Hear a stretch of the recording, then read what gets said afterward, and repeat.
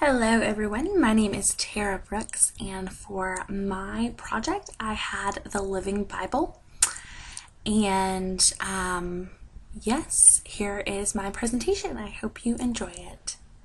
Again, it's about the Living Bible. The Living Bible was published in 1971 by Tyndale House Publishing. It was written by one man, Kenneth Taylor, and he based his writing off of the American Standard Version of the Bible. The purpose for Kenneth Taylor of writing this Bible was to paraphrase and make the text easier to understand. What is interesting is that is how this version of the Bible became so popular when it first came out, but the real reason he originally wrote it was because he would have devotional time with his family and story time, and his children were not able to answer questions when he used the King James Version to teach them from. So he decided to start rewriting the text and the stories into words they could understand. And so that's what he did, and that's where this Bible came from. I'm going to go back to the first slide for a minute just to show you again the cover of the Living Bible as well as a picture of its creator. As you can tell from the picture, the Living Bible is a dark green color originally, with a cross, a stylized cross on the cover right above it. And also, that picture on your right of the dapper man in a bow tie is Kenneth Taylor, who was the man who wrote the translation. The purpose of the Living Bible was to say as exactly as possible what the writers of the scriptures meant, and to say it simply, expanding where necessary for clear understanding by the modern reader. Paraphrase of the Old and New Testaments took place in this translation. What Taylor was trying to accomplish was find a way to be able to express for the common person what was going on and what was being said by the writers. As I stated earlier, Kenneth Taylor is who wrote this translation, and he was actually the sole person who worked on this translation other than the publishers and editors at Tyndale House Publishers.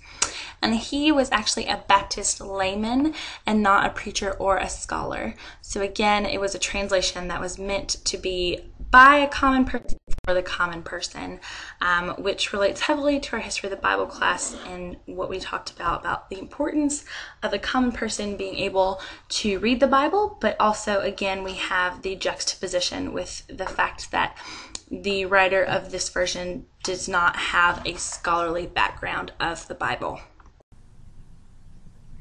And as I have said before, the intended audience was the common everyday person, and it was kind of inspired because at the time the really major version that was used was King James, and that was pretty difficult to understand and read. So again, the common everyday person is the intended audience, and which I'll talk about later when Billy Graham became more involved in evangelism, started to use the translation a little bit more. It was also intended for someone who was not currently a believer to be able to understand a little bit more because it was so easy to read. One of the things that I did while researching the Living Bible was to look at comments on Barnes & Noble and ratings for this translation, because I thought it would add an interesting component to this project.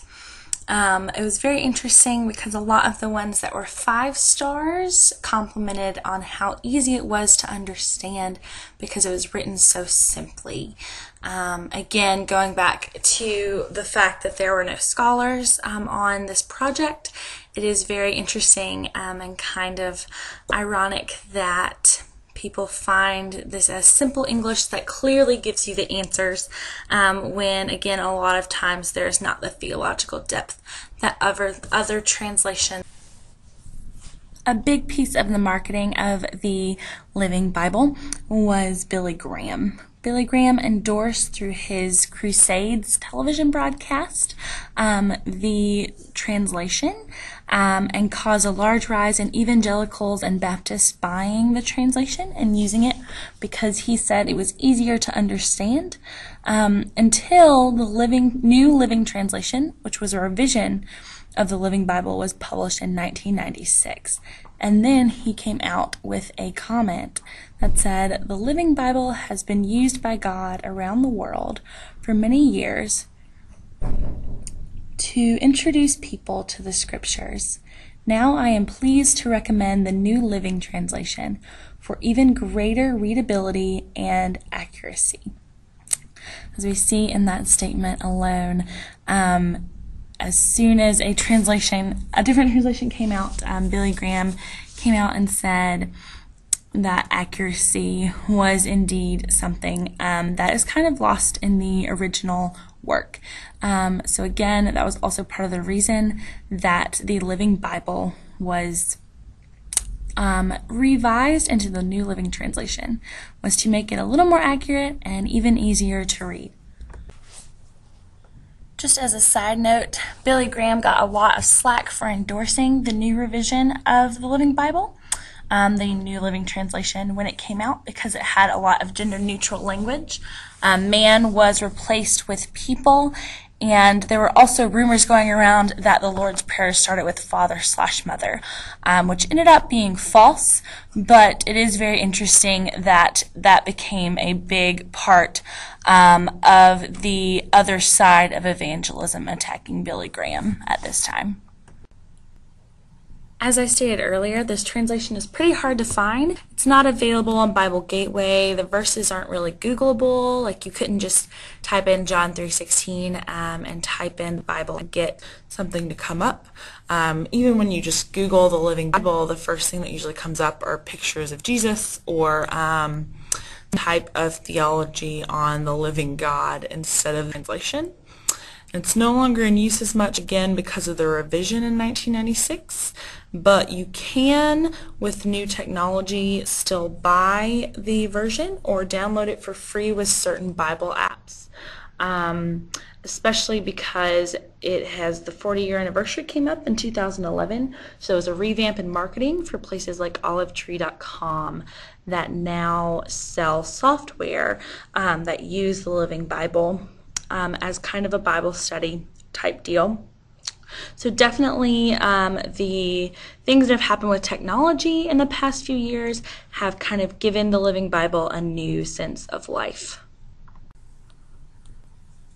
And another opportunity to revamp the Living Bible, they actually released a large print version that was published on May 1st of the year, as well as a large version that was leather. So again, work it.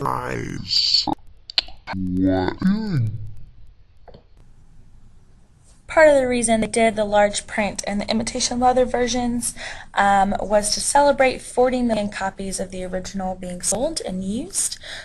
So again, as part of marketing, they have on the cover celebrating over 40 million likes. Once you start reading the Living Bible, you won't be able to put it down. When comparing translations to the Living Bible, I use Genesis 1 through 2 because it is the beginning of our text and therefore makes a huge difference in how we set the tone of our faith in the story we're trying to portray in the Bible. I also used John 3:16 because that is the foundation of what has become our modern day faith and what that looks like, especially in Baptist life. As we will discover when we are looking at these translations, the Genesis passages are pretty different in the Living Bible than in other versions, but the John 3:16 one is not quite as different. So in Genesis, using the American Standard Version, the King James Version, the New International Version, the New Revised Standard Version, and the New Living Translation, it all reads as the following, starting with the Living Bible.